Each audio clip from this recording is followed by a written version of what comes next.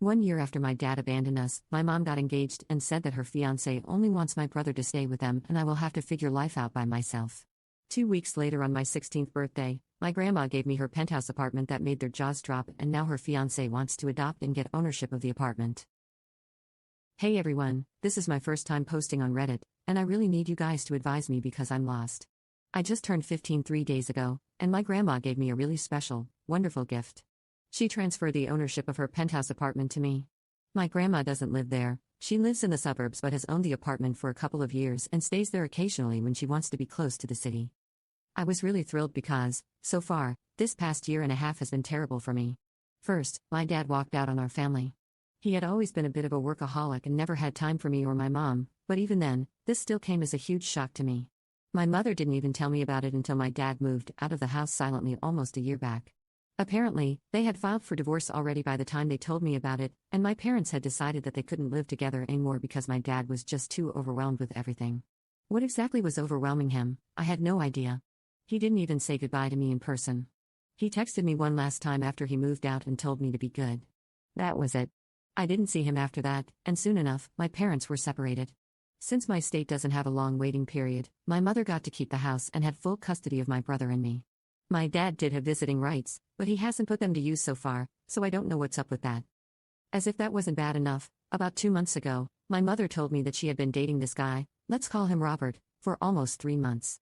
They were in love, and she didn't want to waste her time since she was not getting any younger, and that's why they had gotten engaged. I barely had any time to process that my mother was seeing somebody new when she told me that she was engaged and that this person was going to be my stepdad. It was just a lot to take in, and I was really not happy about it because I thought 5 months was too short a time to get to know what kind of person her fiancé was. But she told me not to worry about it. She introduced me to him 2 weeks later, and he seemed really closed off and aloof with me. However, he behaved quite differently with my brother and was very playful with him. At the time, I only thought it was because my brother was just 4 years old, so it was probably easier to be more playful with him. But a couple of weeks later, my mother told me something that completely changed my perspective on both of them. 2 weeks back, my mother told me to sit down with her and informed me that the reason her fiancé and she got engaged so quickly was because he had been offered a really great position, and he was about to take it up. But for that, they would have to move away and live out of state. They intended on leaving me here with my grandmother because she didn't think that I would want to leave everything behind with them. However, I told her that I would be fine with moving away if it meant that I would get to stay with my mom because I had already had my dad walk out on me. I didn't want the same with my mother as well. But she tried to convince me that it was a bad idea because my school was here, all my friends were here, and I was happier here. But I insisted on accompanying her. Eventually, she just blurted it out. She wanted me to stay back because Robert only wanted my brother to come along with them since he was young and could still build a good relationship with him. But I was too old, and I would never be his daughter in the true sense. Apparently, he had not liked the fact that I had tried to tell my mother that 5 months was too quick to be engaged to somebody she didn't even know properly. He thought that I was still stuck mentally in the time that my mother and father were married and wouldn't be able to adjust to him. My mother believed the same, which is why she wanted me to stay and figure out my life on my own. I was really hurt by this opinion of hers because if nobody else, at least I expected my mother to be on my side and not abandon me just because Robert wanted her to. It's not that I had any issue living with my grandmother, she's a wonderful person, and I really love her, but I also love my mom, so I was really hurt. I tried to argue with her, but it was just not worth it, so I told her that I didn't want to wait until they moved away, I wanted to move in with my grandmother that day itself. Of course, it was not possible for the move to be arranged that day, but within a few days, I was packed and ready to move out. My mother tried to convince me that she still loved me, but this was just her looking out for herself because she really loved me and wanted to give herself a shot at happiness. For the last couple of days I spent at home, I did not even speak to my mother, and I did not even say goodbye to her on the day that I left. To be honest, I did not think it was worth it, and the only person that I actually said goodbye to was my little brother because I was definitely going to miss him. Since then, I have been living with my grandma, and she has been very empathetic. My grandma, for the record, is my mother's mom. I have absolutely no relationship with my other grandparents, which is not surprising because they barely even had a relationship with my father.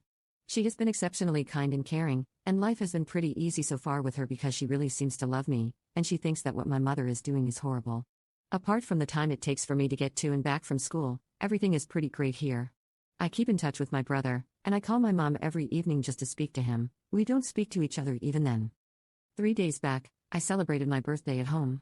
To be fair, I did not organize the party, it was my grandma. She invited a couple of my close friends from school by stalking me on Facebook and some selective relatives.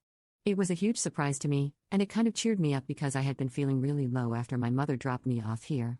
After we cut the cake, though, my grandmother announced the gift that she had for me, and that was a huge surprise. She told me that, for now, her lawyer is going to act as the trustee for the property, but as soon as I turn 18, it's all mine. That was the best bit of news that I had received in quite some time, and I had no intention of sharing it with my mother. But yesterday, I got to know that she had been told about this gift that I received from my grandmother, probably by someone at the party, I don't know who, and it doesn't matter now. But I was really annoyed when she called me up last evening to tell me that she had heard about the gift that my grandmother was giving me, and after speaking to Robert, they had decided that he wanted to adopt me, as long as I convinced my grandmother to transfer the ownership of that property to him. I don't know why, but she actually expected me to be happy about this news because now I could finally come along with them. I was actually not happy at all, and I told her that I would not be doing anything of the sort, and there was no need for her to call me anymore. Then I hung up.